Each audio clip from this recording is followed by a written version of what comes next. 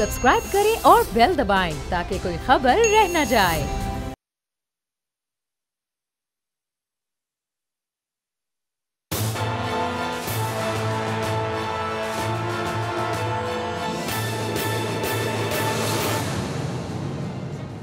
अस्सलाम वालेकुम नाज़रीन, मैं हूं आपका मेज़बान समी इब्राहिम और आप देख रहे हैं प्रोग्राम तजज़िया। मेरे साथ तैयब बलोच हमारे सुप्रीम कोर्ट के सीनियर कॉरेस्पॉन्डेंट वो मौजूद हैं और वहाँ पर आज जो गुफ्तगू जजेस और वकला के दरमियान हुई उस पर बात करेंगे। सियासत में बड़ी हलचल है, उस पर भी हम बात करेंगे और देखने की कोशिश करेंगे कि ये जो सारी सियासत है ये किस तरफ जा रही है, क्योंकि जहांगीर तरीन साहब की वापसी हो गई है पॉलिटिक्स में। हफीज़ शेख साहब ने उनके साथ टेलीफोनिक रब्ता किया है, उनसे हमायत मांगी है, उनसे कहा है कि आप मेरी मदद करें। जहांगीर तरीन साहब ने कहा है कि बिल्कुल आपकी मदद की जाएगी और इंशाल्लाह जो तहरीक इंसाफ है ये इलेक्शन जीत जाएगी। फिर ये ख़बरें आ रही हैं कि जो खुर्रम लगारी साहब थे, जो पंजाब से पीटीआई के रुकन असम्बली थे, उनकी जो खफगी थी उसको दूर करने में भी जहांगीर तरीन साहब का बड़ा हाथ था। तो पिछले 2-3 हफ़्तों से बहुत कुछ हो रहा था, लेकिन पाकिस्तान का मीडिया उससे बेखबर था। जो खुर्रम लगारी साहब, उनको फवाद चौधरी साहब लेके वज़ीर-ए-आज़म साहब के पास गए थे और फवाद चौधरी और जहांगीर तरीन साहब का एक आपस में बड़ा गहरा सियासी ताल्लुक़ है, तो वो भी एक चीज़ समझ में आ रही है। जड़ावाला में भी बड़ा हेक्टिक टाइम गुजारा है जहांगीर तरीन साहब ने।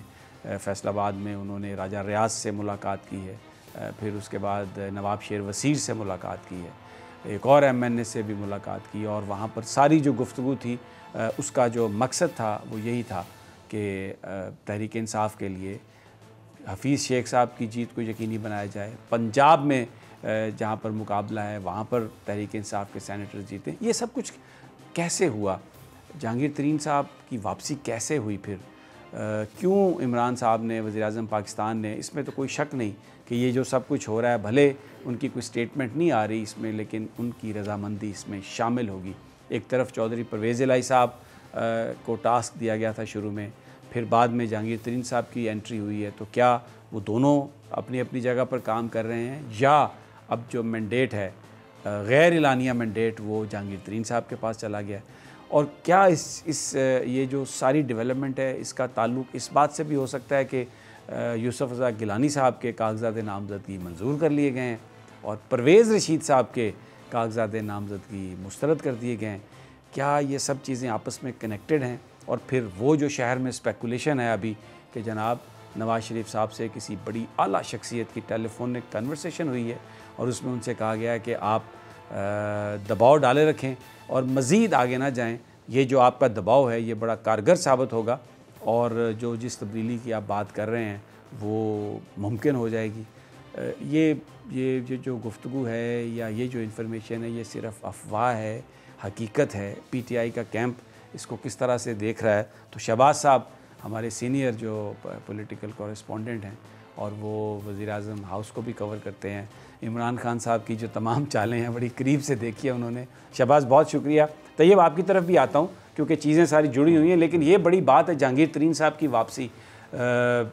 कभी पब्लिकली ये इंदिया नहीं दिया था तहरीक इंसाफ ने या इमरान खान साहब ने कि इस तरह का कुछ हो रहा है, लेकिन ये अचानक हफीज़ शेख की गुफ्तगू जो है वो पब्लिक हुई है।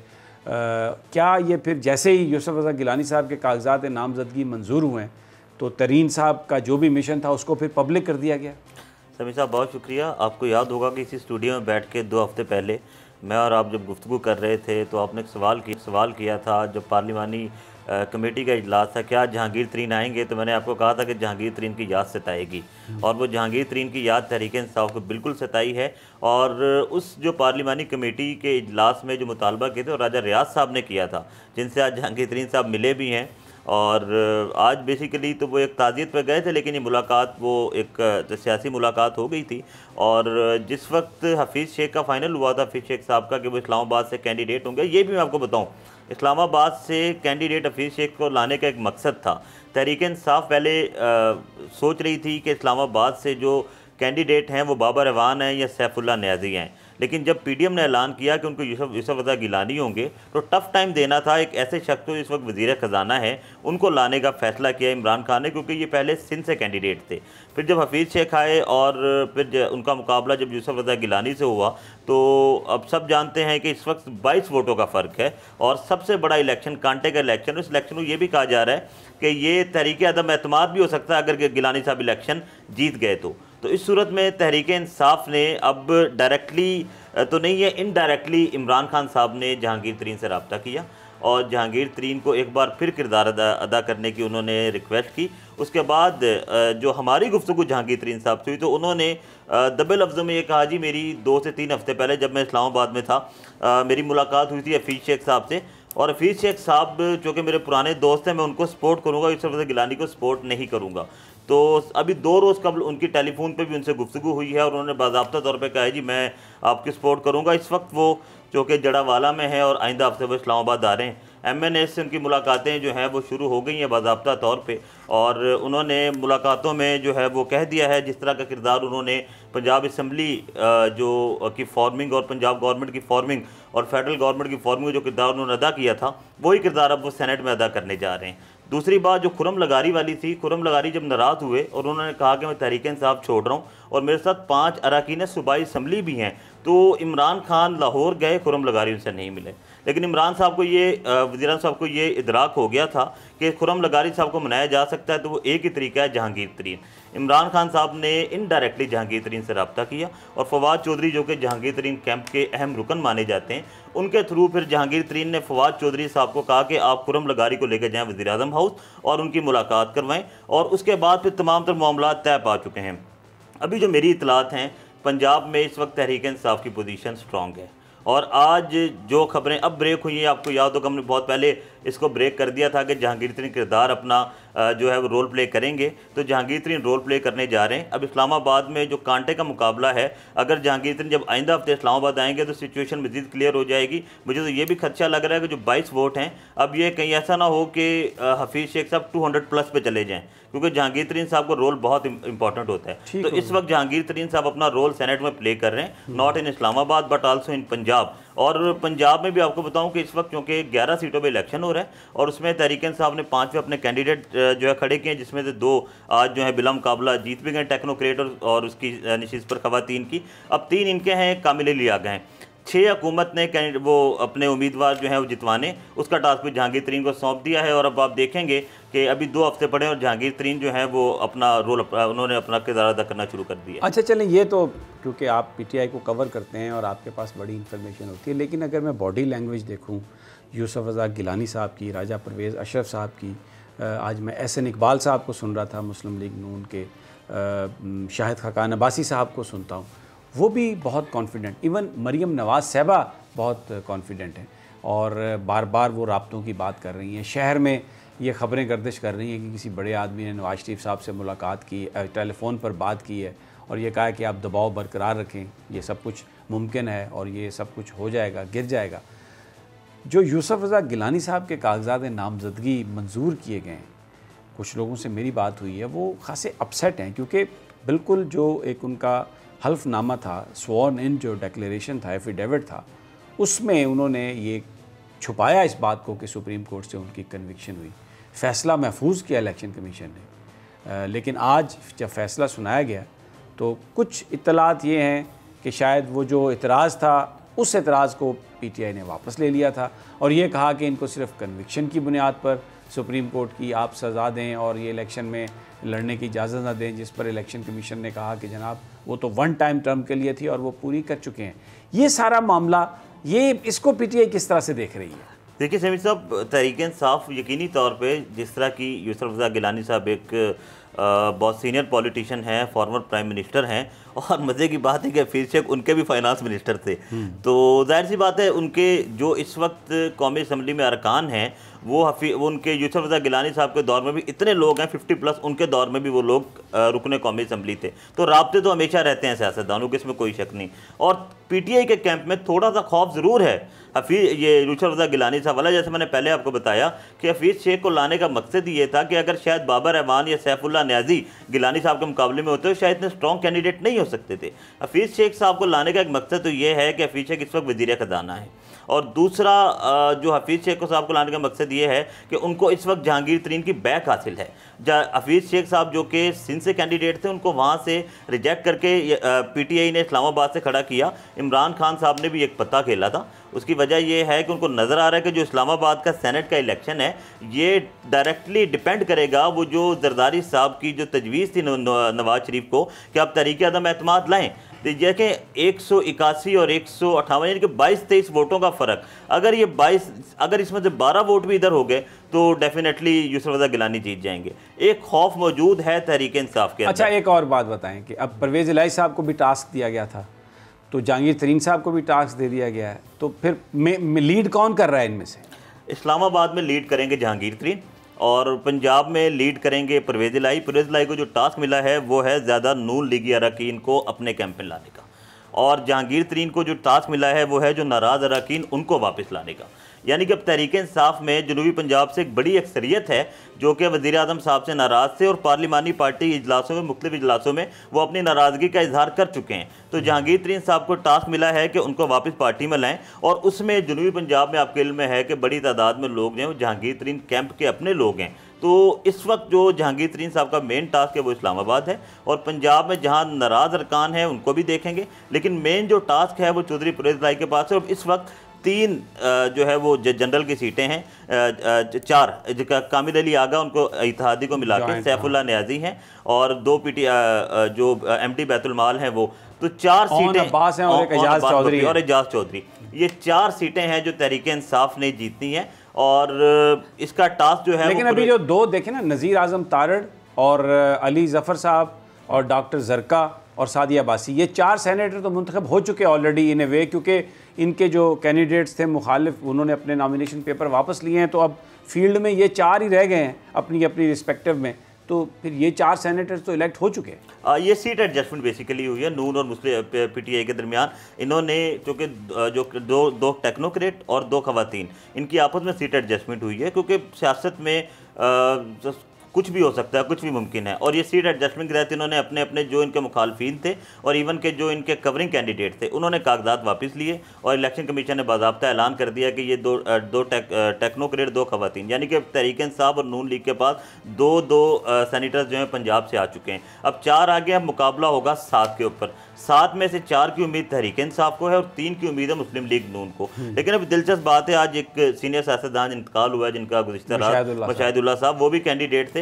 अब उनकी जगह अफनान साहब जो कि उनके बेटे कवरिंग कैंडिडेट हैं, होप्सो वो ही कैंडिडेट होंगे। अब देखना ये है कि वो अफनान साहब की जगह वो कोई और अगर सीट ले जाए तो ये एक ब्रेक थ्रू हो सकता है पंजाब में, जिसका टास्क चौधरी परवेज़ इलाही साहब को मिला था। वो यही टास्क था कि वो नून लीगी अरकान से राब्ते में रहें। लेकिन मैं आपको एक मज़े की बात बताऊँ, जहांगीर तरीन साहब का वापस आ जाना, अब जहांगीर तरीन और इमरान खान के दरमियान जो कहते थे कि शायद नाराज़गियाँ हैं, नाराज़गियाँ अब इस लेवल की हो गई कि डायरेक्टली वो नहीं मिल रहे, लेकिन इनडायरेक्टली कन्वर्सेशन है। और वही 2 हफ्ते पहले जो मैं और आप इस स्टूडियो में बात कर रहे थे कि जहांगीर तरीन वापस आएंगे, इनको उनकी याद सताएगी, और उनकी याद सताने लगी है। और अगले हफ्ते जब जहांगीर तरीन इस्लामाबाद में होंगे तो सिचुएशन सब क्लियर हो जाएगी, और मेरा ख्याल है कि जहांगीर तरीन कुछ वक्त जो है लाहौर भी गुजारेंगे। अच्छा, चलें आपसे बाद में बात करते हैं कुछ और दूसरे पॉलिटिकल इश्यूज़ पर, कि ये जो टेलीफोन कॉल किसकी हो सकती है नवाज शरीफ साहब को, और क्यों इसका फिर इस वक्त उसको लीक भी किया जा रहा है। लेकिन ये जो सारे मामलात हैं इनका बड़ा गहरा ताल्लुक़ है सुप्रीम कोर्ट के आने वाले डिसीजन से,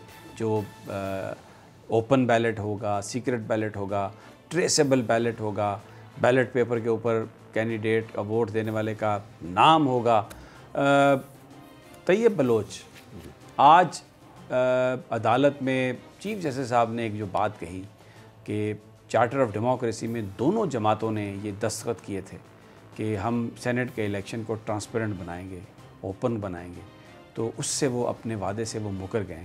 तो ये बहुत बड़ी बात कही, और वहाँ पर रज़ा रबानी साहब भी मौजूद थे, नैयर बुखारी साहब भी मौजूद थे, बैरिस्टर ज़फ़रुल्लाह नून लीग को रिप्रेजेंट करते हैं, वो भी वहाँ पर मौजूद थे।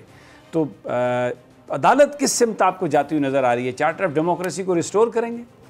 देखें जी, चार्टर ऑफ डेमोक्रेसी या चीफ जस्टिस ने जो पाकिस्तान पीपल्स पार्टी और पाकिस्तान मुस्लिम लीग नून के दरमियान जो मुआहदा हुआ था, उसको उन्होंने इसी वजह से याद कराया कि आप ख़ुद, क्योंकि बड़े ये दोनों बड़ी जमातें भी हैं और स्टेक होल्डर्स भी हैं इस सेनेट इलेक्शन के अंदर, तो उन्होंने उनको याद दिलाया कि आप ख़ुद इस चीज़ को मान चुके हैं और एग्रीमेंट कर चुके हैं कि जो सेनेट के इंतखाबात हैं उसमें हार्स ट्रेडिंग को रोकने के लिए जो खुफिया तरीक़ाकार है उसको ख़त्म करके ओपन किया जाएगा।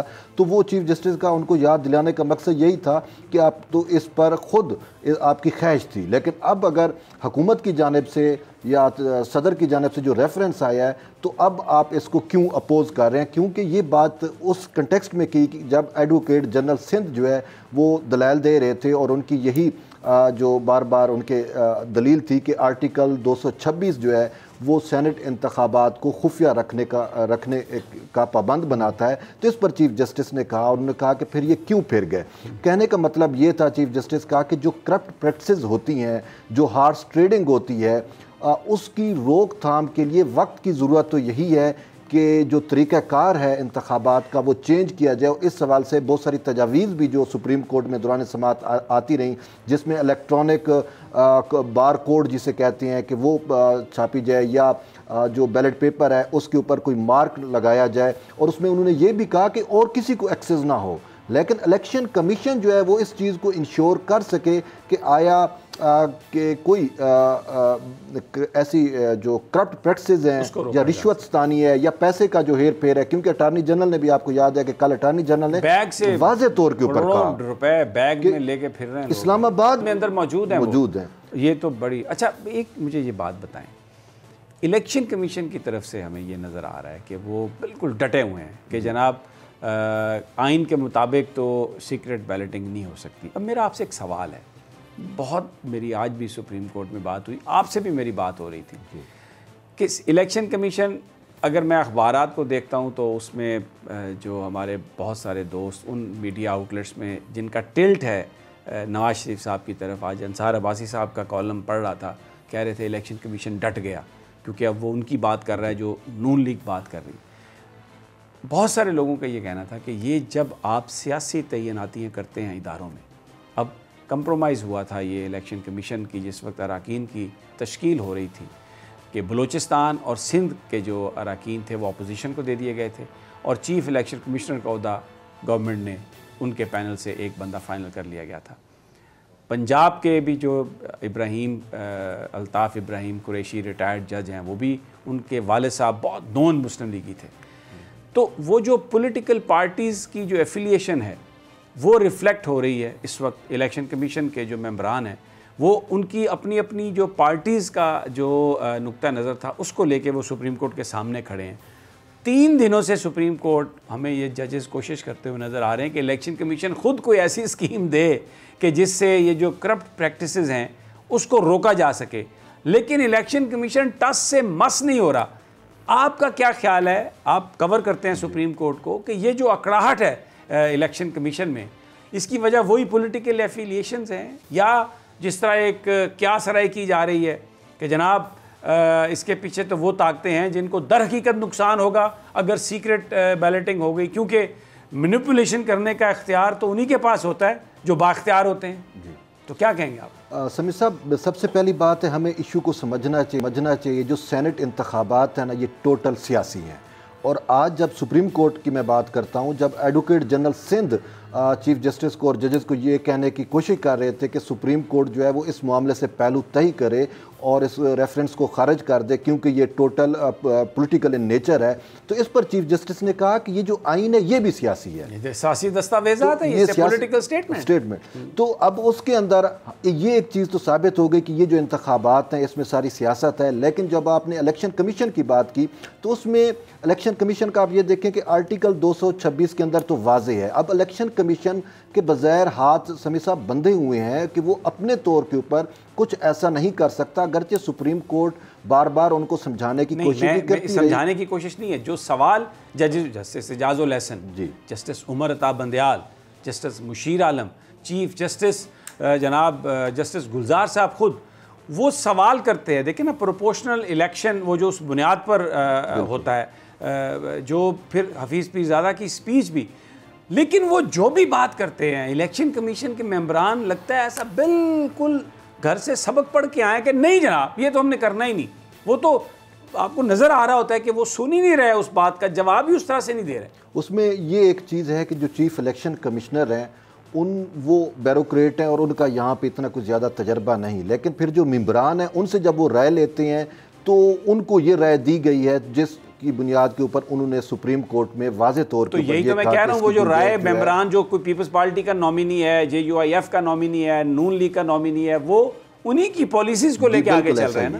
साफ ज़ाहिर है कि जिन्होंने अपॉइंट किया, जिन्होंने उनको अपॉइंटमेंट कराई, तो साफ ज़ाहिर उन्होंने उनके मफादात का ही तहफ़्फ़ुज़ करना है। अगर पीपल्स पार्टी ने जो नाम दिया वो फ़ाइनल हुआ, जो बाकी जमातों ने नाम दिया और वही फ़ाइनल हुए, जैसे कि आपने पॉइंट आउट भी किया, PMLN का जो मेंबर हैं जो उन्होंने अपॉइंट कराया, तो साफ ज़रा उन्होंने अपनी पार्टी या जिनसे उनकी एफिलेशन है उन्होंने उनके मफादात का तहफ़्फ़ुज़ करना है। तो इसी वजह से अब चीफ इलेक्शन कमिश्नर अपने तौर पर तो कुछ नहीं कह सकते, उनको जो ब्रीफ किया जाता है वो या के अदालत में जो है वो बताते हैं। तो इसी वजह से जो ये एक तस्वर दिया जा रहा है कि इलेक्शन कमीशन डट गया, तो वो यही है कि वो जो सियासी तौर के ऊपर तैनाती हैं उनका एक उनसर बड़ा ये सवाल नहीं पैदा हुआ। ये तो चलें एक हो रही है प्रोसीडिंग, लेकिन जो लोग वहाँ पर बैठे हैं, मैं वहाँ पर बैठा हूँ, देखा हूँ, मैंने सुना है, तो बार बार ये सवाल मेरे जहन में आ रहा था। कल भी मैं राजा आमिर अब्बास से ये बात कर रहा था कि पॉलिटिकल जो अपॉइंटमेंट्स हैं, या तो वो लोग फिर they should rise above their political affiliations and their political interests and they should act as an institution, तो फिर तो इस मुल्क की तरक्की ही तरक्की है। लेकिन अगर वो उन्हीं मामलात पर वहीं पर खड़े स्टक हो जाते हैं और अपने अपने मफादात को आगे लेके चलेंगे, तो फिर इदारे तो नहीं बन सकेंगे। शहबाज, बिल्कुल सही, आपने बिल्कुल दुरुस्त बात की है कि अगर मफादात की ही वो जंग होगी तो वाकई इदारे तो स्ट्रॉन्ग नहीं होंगे। वो जो बात आपने प्रोसीडिंग वाली कही है, अब वो 3-4 रोज़ से इलेक्शन कमीशन एक ही मौक़िफ़ सुप्रीम कोर्ट में रख रहा है और चीफ जस्टिस साहब मुसलसल कह रहे हैं आप चाहे वोटिंग खुफिया रखें, लेकिन आप ये जिम्मेदारी तो लें, अगर वोट चोरी होगा तो उसकी आप जिम्मेदार होंगे। आज कल उन्हें प्रोसीडिंग में एक बड़ी प्यारी बात की, खबरों में जो चल रही थी, उन्होंने कहा कि अगर जिसकी जितनी सीटें बनती हैं उससे ज़्यादा किसी को मिली तो इलेक्शन कमीशन जिम्मेदार होगा। ये जेन्युइन बात है। सुप्रीम कोर्ट के जो बेंच जो भी फैसला दे वो ओपन बैलेटिंग, लेकिन सुप्रीम कोर्ट एक राय हमवार कर रही है। सुप्रीम कोर्ट ये चाह रही है कि जिस तरह अब जो 2 बड़ी सियासी जमातों का मौक़िफ़ है कि हम ओपन वोटिंग की मुखालफत करेंगे, यानी खुल्लम खुल्ला उन्होंने कह दिया हम ओपन वोटिंग नहीं होने देंगे। शायद उनको ख़तरा है कि ओपन वोटिंग हुई तो उनके अपने लोग जो हैं वो उनसे बेवफाई ना कर जाएं। अब इशू ये आ रहा है कि सुप्रीम कोर्ट ये कह रहा है कि आप चाहे तो कोई कोई रास्ता इख्तियार कर लें, चाहे आप सारी जमातों को बुला के हमें कुछ यकीन दहानी करवाएं, लेकिन अब ये कह देना सुप्रीम कोर्ट के अंदर कि हमने जो खुफिया वोटिंग होगी वो ताहयात खुफिया रहेगी, हम किसी को दिखा भी नहीं सकते, यानी कोर्ट को भी नहीं दिखा सकते, तो ये तो सर इदारों को कमज़ोर करना हुआ ना। ये तो फिर वो टोटली वो जो कल अटॉर्नी जनरल साहब ने बात की है कि जो पैसों के लोग नोटों के बैग लेके भरे हुए, तो बिल्कुल दुरुस्त बात है। फिर तो पैसा चल रहा है, फिर तो ये इलेक्शन तो ना हुआ ना, ये तो सीधी फिर आप कह लें कि जिसके पास बारगेनिंग और वो लगा ले और सौदा हुआ। बिल्कुल ऐसे। शहबाज भी मेरे साथ हैं, तैयब बलोच भी मेरे साथ हैं, और हम एक छोटा सा वक्फा लेते हैं और जब वापस आते हैं तो ये जो स्पेकुलेशन है कि कोई नून लीग से कोई गुफ्तगू हुई है, और मरीम साहबा तो बिल्कुल खुलकर ये बात कहती हैं कि गुफ्तगू है, क्या इसमें हक़ाइक़ हैं, PTI इसको किस तरह से देखती है। एक छोटे से वक्फे के बाद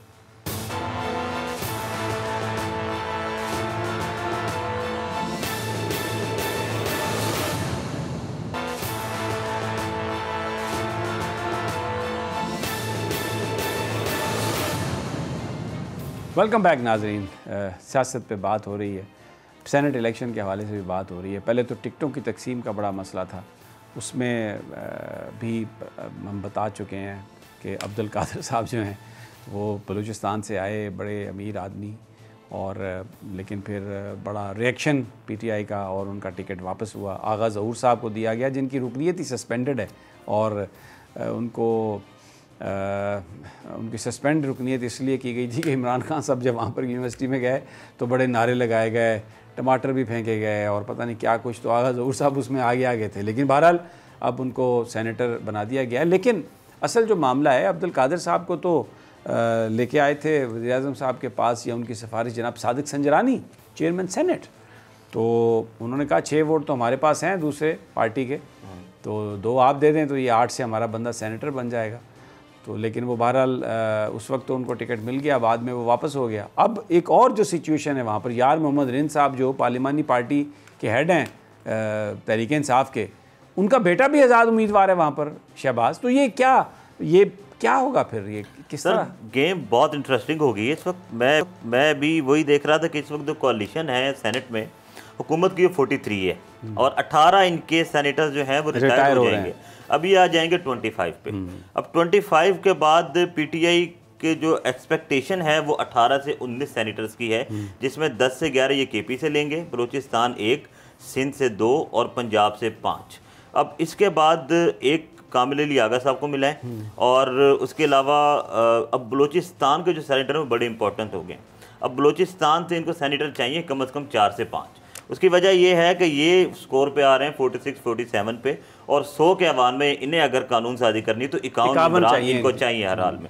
अब हुआ ये है कि अब्दुल कादिर की जिनको चेयरमैन सेनेट सादिक संजरानी लेके आए थे, और वो आपके इल्म में है कि उन्होंने मेट्रो बस भी जो है मंसूर, ये इस्लामाबाद की मेट्रो उन्होंने बनाई है जो एयरपोर्ट पे जा रही है, जो बन रही है मेट्रो कौन की, और मुल्तान में भी उन्होंने मेट्रो, और उसके ऊपर नैब के बड़े जेड के बी के ये पार्टनर भी हैं, बिल्कुल जो शहबाज शरीफ साहब से सारे ठेके जिसने लिए थे। बिल्कुल ऐसे।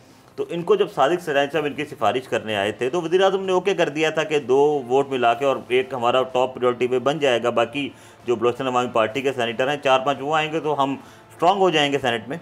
लेकिन जिनको टिकट दिया गया नाराज़गी के बाद, अभी बड़ी दिलचस्प बात, ज़हूर आगा साहब 2017 में जिस वक्त जहांगीर तरीन सेक्रेटरी जनरल थे, उस वक्त उन्होंने जो जिक्र आपने जिस वाक़े का जिक्र किया उसके बाद उनकी बुनियादी रुकनियत ही मुअत्तल कर दी थी, और उसके बाद हमारी इतलात ये हैं कि ज़हूर आगा साहब ने शोकास का कोई जवाब नहीं दिया था।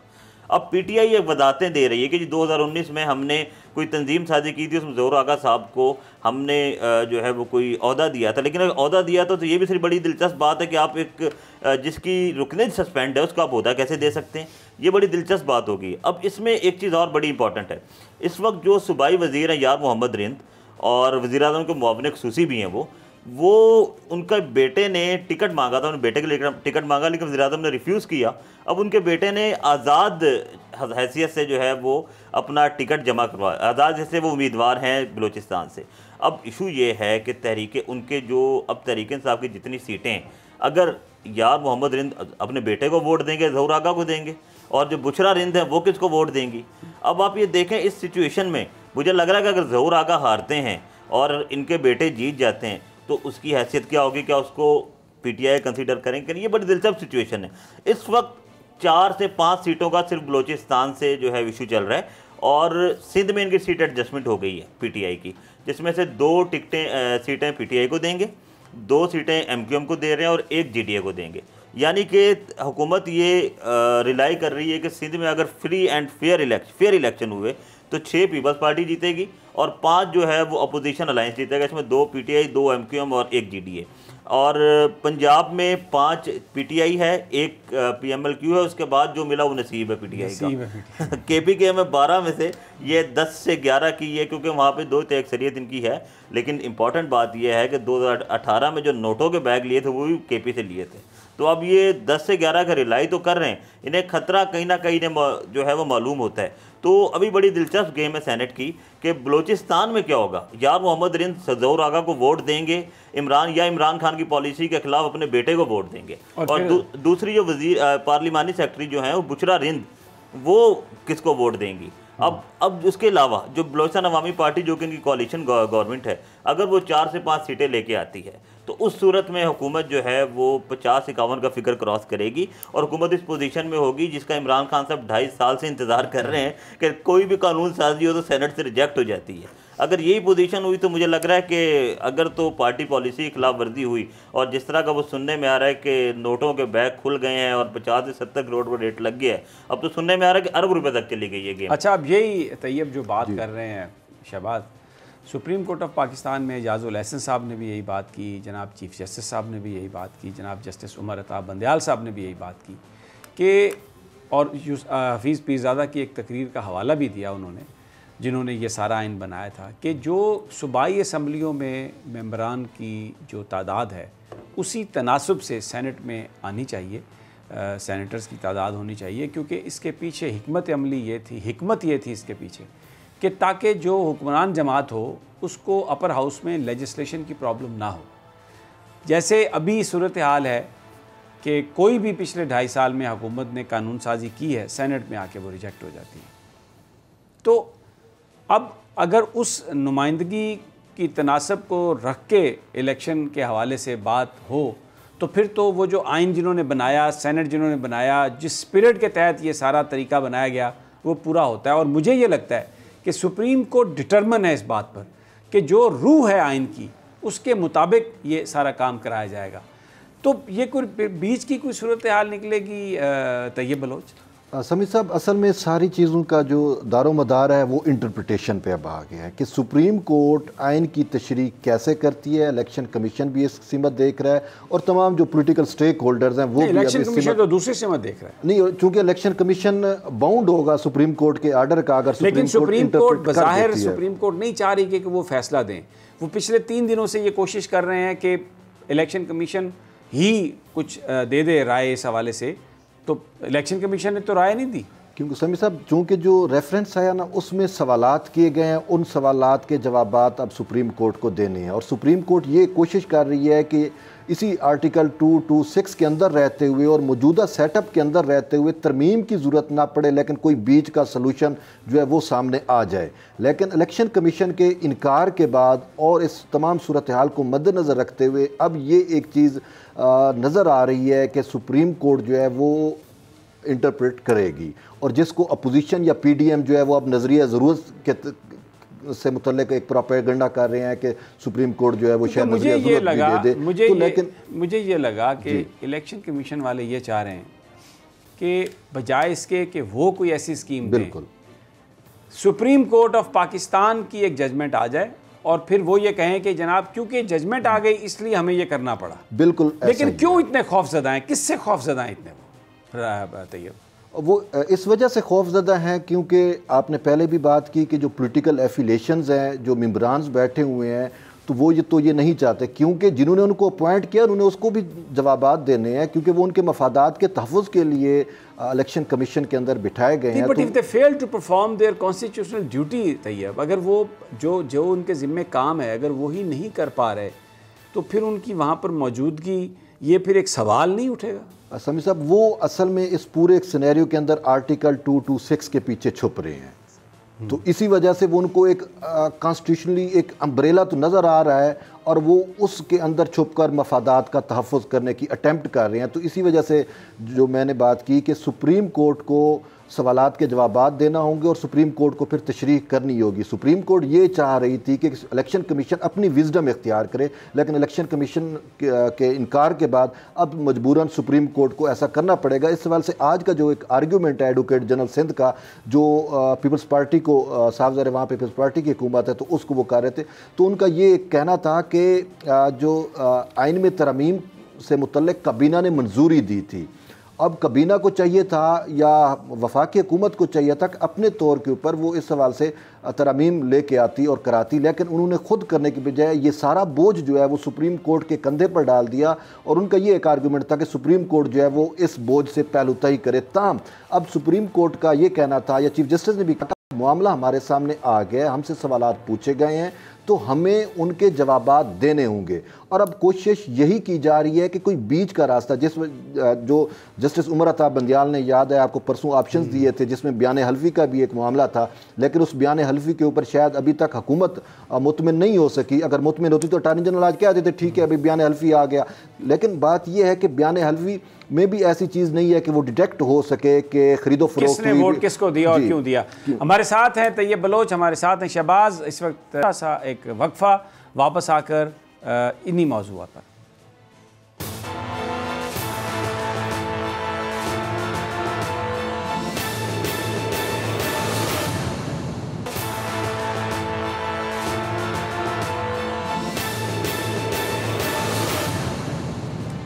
वेलकम बैक नाजरीन। तैयब बलोच भी हैं हमारे साथ, शहबाज भी हैं। शहबाज, ये जो शहर में स्पेकुलेशन है कि बात हो गई है, अब दूरी हो गई है GHQ, पिंडी, इस्लामाबाद, ये बात सही है? कुछ आपको सही लगती है? उन लोगों की तरफ से रही है जो बहुत ही ज़्यादा प्रो नून लीग हैं, प्रो PDM हैं, मीडिया आउटलेट्स भी वही हैं, लेकिन बहरहाल बड़े रिप्यूटेड जर्नलिस्ट हैं। लेकिन समी साहब इसमें देखें, बात उस वक्त निकलती है जब कुछ ना कुछ हो। तो कुछ ना कुछ तो ज़रूर है। उसकी वजह यह है कि अगर वो कॉल ना होती और दूरियां उनकी कम ना होती, इनकी ज़्यादा ना होती, तो गिलानी साहब के शायद पेपर मंजूर ना होते, परवेज़ रशीद साहब के शायद रिजेक्ट ना होते। तो परवेज़ रशीद साहब तो अब 90-95 लाख के ना 96 लाख मैंने वो देखा है। वो मेरे पास पूरी वो आई थी पंजाब हाउस वाला, और ये 4-5 महीने पहले की ये सर्कुलेट कर रही है लिस्ट जो है, और इसकी खबरें भी छपी हैं। बिल्कुल खबरें छपी हैं, और इसमें वो कुछ लगातार एक दफ़ा तो कोई 769 दिन रहे और 3500 रुपये के हिसाब से एक दिन का पंजाब हाउस ने उनसे बताया था कि 25 लाख समथिंग का एक बिल है और 69 लाख समथिंग का बिल एक है।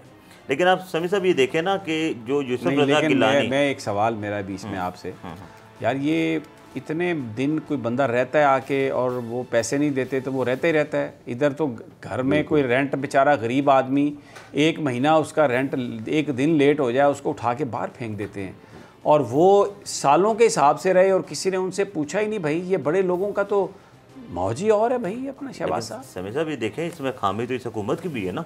2.5 साल से तो ये पंजाब गवर्नमेंट तो तहरीक इंसाफ की है, इन्हें चाहिए था कि ये फौरी तौर पे उसको रिकवर करते।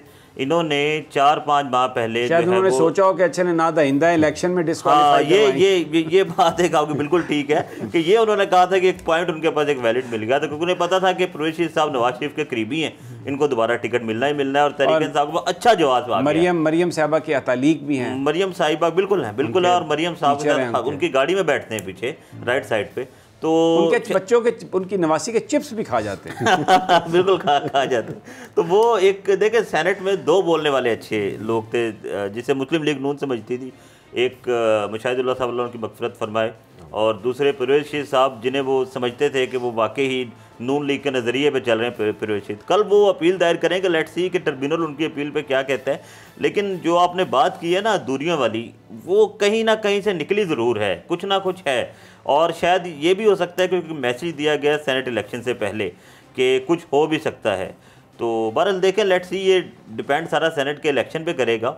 और इस्लामाबाद का इलेक्शन जो है वो सबसे इम्पॉर्टेंट है, जिसमें यूसुफ रज़ा गिलानी और हफीज़ शेख का मुकाबला, वो आप समझें कि ये तरीका। अच्छा, यूसुफ रज़ा गिलानी देखें, अगर हम ताल्लुकात के हवाले से बात करें तो GDA के जो पीर पगाड़ा हैं उनके साथ उनकी रिश्तेदारी है। बिल्कुल है। जहांगीर तरीन साहब के साथ भी उनकी रिश्तेदारी है। जब वो वज़ीर आज़म थे तो उनका जो कंडक्ट था बहुत सारे अपने कोलीग्स के साथ, वो बहुत ही एक यानी बड़ी वो मोहब्बत भरा, और कभी भी वो किसी को किसी बात से इनकार नहीं करते थे।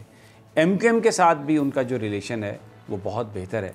फिर पंजाब में काफ लीग जो है उनके साथ भी उनके बड़े अच्छे रिलेशनशिप हैं, चौधरी परवेज़ इलाही साहब के साथ, चौधरी शुजात साहब के साथ। तो बहुत सारे ऐसे अराकीन हैं आपको मिलेंगे जिनके साथ बड़े अच्छे उनके ताल्लुकात रहे। राजा रियाज पीपल्स पार्टी में रहे पहले, फिर नूर आलम खान वो भी पीपल्स पार्टी में थे पहले, और बड़े यूसुफ रज़ा गिलानी साहब के साथ उनके ताल्लुकात थे। अगर तो हम देखें तो उस लिहाज से तो हफीज़ शेख एक कमज़ोर उम्मीदवार हैं, सियासी तौर पे हफीज़ शेख बहुत कमज़ोर है। और दूसरी बात फिर ये कि क्योंकि ये कहा जा रहा है कि वो IMF की वजह से आए थे, और जो बिजली के रेट्स बढ़े, सब कुछ हुआ, वो अगरचे उसमें हफीज़ शेख साहब की अपनी ज़ात का कोई अमल दखल नहीं है, ये किए इन्हीं लोगों ने, पीपल्स पार्टी और नून लीग वालों ने जो IPPs के साथ मुआहदे किए थे, उसकी वजह से बिजली महंगी बन रही थी। सस्ती बेचने पर वो सर्कुलर डेट भी आया, IMF का प्रेशर भी आया, तो वो किया सब कुछ इन्हीं का है। लेकिन मुझे ऐसा लग रहा है कि भुगतेंगे हफीज़ शेख साहब। नहीं, उसमें 2 प्लस, जहाँ पे उनके नेगेटिव इतने पॉइंट्स हैं वहाँ पे 2 प्लस पॉइंट्स भी हैं। एक प्लस पॉइंट उनका ये है कि 2 रोज़ का जो हमारा कर्ज प्रोग्राम था वो बहाल हो गया है, और दूसरा जो प्लस पॉइंट है वो ये है कि पहला कौमी मालियाती कमीशन का इजलास आज बाज़ाब्ता तौर पे हो गया है, जिसमें 4 सूबों को बुलाया गया था। ये बेसिकली एक आप कह सकते हैं पॉलिटिकल स्टंट था, क्योंकि जो NFC का पहला जो इजलास होना था वो 3 फरवरी को होना था, लेकिन किसी वजह से मुलतवी हो गया था। 2.5 साल में ये पहला इजलास हुआ, और उस इजलास के अंदर हफीज़ शेख, वो अपने सूबों के अपने मसाइल होते हैं, वो एक अलग बात है, लेकिन उन्होंने बुलाया है। और अब हफीज़ शेख जो हैं वो 80 to 90% रिलाई करेंगे इमरान खान और जहांगीर तरीन के ऊपर। जहांगीर तरीन उनके लिए वोट मांगेंगे और उन्होंने यकीन दहानी करवाई है। जो आपने बात की ना यूसुफ रज़ा गिलानी वाली, अब यूसुफ रज़ा गिलानी नो डाउट उनका जहांगीर तरीन से ताल्लुक़ है, लेकिन अब बात आ गई है हुकूमत की। आप क्या समझते हैं कि हालात की संगीनी को देखते हुए ये भी एक पॉसिबिलिटी है कि प्राइम मिनिस्टर ख़ुद भी तमाम जो MNAs हैं ग्रुप्स की सूरत में उनसे मिलें, उनकी बात सुने, क्योंकि अभी इलेक्शन में दिन है ख़ासा, और पाकिस्तान की पॉलिटिक्स में ये बात है कि जब कोई बड़ा आदमी उससे अगर नाराज़गी हो तो MNAs MPAs उससे मुलाकात जब करते हैं, कुछ अपने मसाइल बताते हैं, कुछ बात सुनते हैं, तो फिर एक बीच की राह निकल आती है। तो इमरान खान साहब आपको नज़र आता है कि कोई इस तरह की एडवाइस उनको होगी या वो करेंगे? समीर साहब, ये सिलसिला शुरू हो चुका है। ये बेसिकली आमिर डोगर को टास्क दिया गया था, जो कि चीफ वेब भी हैं, मुआविन खसूसी भी हैं। तो 2 हफ्ते या 3 हफ्ते पहले वज़ीर-ए-आज़म हाउस में और बनी गाला में रीजन वाइज मुलाकातें हुई हैं, यानी कि कोहाट रीजन के लोग आ गए, पिंडी रीजन के MNAs को बुला लिया, 7 MPAs को बुला लिया। तो वो सिलसिला इस वक्त जारी है। इलेक्शन के करीब वो सिलसिला तेज़ हो सकता है, लेकिन अभी टोटली जो गेम है वो जहांगीर तरीन के हाथ में दे दी गई है कि जहांगीर तरीन इस मामले को खुद देखें। तहरीक इंसाफ को जो मसला है वो ये है कि नाराज़ अरकान, वैसे तो पार्टी पोजीशन अगर देखी जाए, कोalition जैसे आपने बात की है, पीर पगाड़ा GDA के 3 अरकान हैं, MQM भी इत्तेहादी थी पीपल्स पार्टी के उस दौर में, तो गिलानी साहब के बड़े अच्छे ताल्लुक थे उनके, इसमें कोई शक नहीं है। अगर हुकूमत के इत्तेहादी फिरते हैं, बेवफाई करते हैं, तो एट द अदर एंड आप ये देखें कि मुस्लिम लीग नून के बहुत सारे लोग हैं जो शायद गिलानी को वोट ना दें, उसकी भी वजूहत है। तो ये हो सकता है कि जहाँ पे हुकूमत के इत्तेहादी या PTI के अपने लोग अगर गिलानी को वोट दें, तो वो जो नून लीग के जो लोग हैं वो शायद हफीज़ शेख साहब को वोट दें। और क्योंकि हुकूमत को जो रुकन कौमी असम्बली है उसे चाहिए होता है तरक्याती बजट, उसे चाहिए होता है हल्के के मसाइल हल हों। आज भी मैं देख रहा था, बजट तो सुप्रीम कोर्ट चैप्टर क्लोज कर चुकी है, सर वो कर बजट तो नहीं मिलने वाला सर, वो कर चुकी है, लेकिन वो तरक्याती कामों के चक्कर में वो लगा देते हैं। वज़ीर-ए-आज़म कहीं पे जाएं सियालकोट में, तो अगर वो कुछ 20 अरब या 25 अरब का ऐलान करें तो डेफिनेटली वो फ़ायदा हल्के को ही होगा। तो ये हो सकता है डायरेक्टली उनको पैसे ना मिले, लेकिन उनका हल्के के तरक्याती काम, वो अपोजिशन वालों को फंड नहीं तरक्याती काम तो सब चाहते हैं, तरक्याती बजट्स लोगों को एलोकेट करना ये नोबडी वांट्स। ये सिस्टम अब खत्म हो चुका है कि अब वो बजट पैसों की शक्ल में, जिस तरह नून लीग के दौर में मिला करते थे, वो अब बजट जो है सुप्रीम कोर्ट ने कह दिया वो बजट अब उस तरह नहीं मिलेंगे। और इमरान खान साहब ने खुद रिटर्न दिया है सुप्रीम कोर्ट में कि मैंने कोई जमा नहीं करवाया। तैयब, आपको क्या लगता है कि ये अब समात जुमे को 1 घंटे के लिए होगी, आपको क्या लगता है कि जुमे वाला दिन गुजरेगा, हफ्ता, सोमवार, कितने दिनों में ये फ़ैसला आने का इम्कान है? समीर साहब, असल में ये है कि जो आज की समात थी तो उसमें सुप्रीम कोर्ट ने बड़ी ये चीज़ तसर दे रही थी कि हम जल्द से जल्द इसको निपटाना चाहते हैं, क्योंकि मामला आपके सामने है कि वो जो सदारती आर्डिनेंस आया वो भी सुप्रीम कोर्ट के फैसले से मशरूत हो गया, और फिर इलेक्शन कमीशन और ये सारे हालात, मतलब सुप्रीम कोर्ट के फैसले के ऊपर ही सब का इन्हसार है। तो अब सुप्रीम कोर्ट ये चाहती है कि बहुत जल्द से जल्द, क्योंकि आपने देखा कि अटार्नी जनरल ने बहुत ज़्यादा टाइम लिया, उसके बाद इलेक्शन कमीशन का एक मौक़िफ़ आपके सामने 2 दिन वो मौक़िफ़ पेश होता रहा।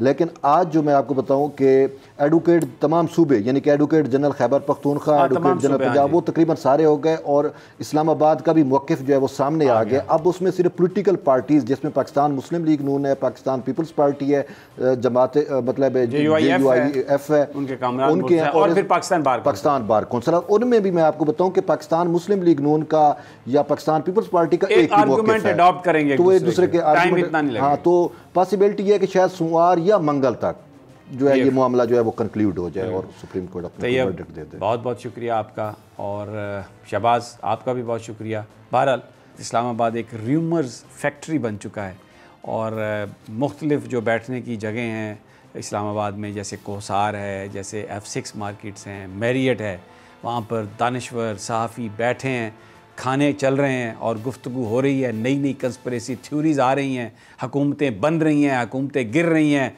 उधर से फ़लाँ का फ़ोन आ गया, उधर से इसकी खबर आ रही, सारी रात इस तरह गुजर जाती है। और ये सिलसिला जब तक सेनेट का इलेक्शन कंप्लीट नहीं होता ये जारी रहेगा। आप भी अगर पाकिस्तान की सियासत की बारीकियाँ देखना चाहते हैं, दोस्तों से मिलना चाहते हैं और अच्छे अच्छे खाना चाहते हैं आप, तो इस्लामाबाद आइए और इन तमाम चीज़ों से लुत्फ़ अंदोज़ लीजिए। मुझे इजाज़त दीजिए, इंशाल्लाह कल फिर मुलाकात होगी प्रोफेसर गनी जावेद के साथ। अल्लाह निगहबान।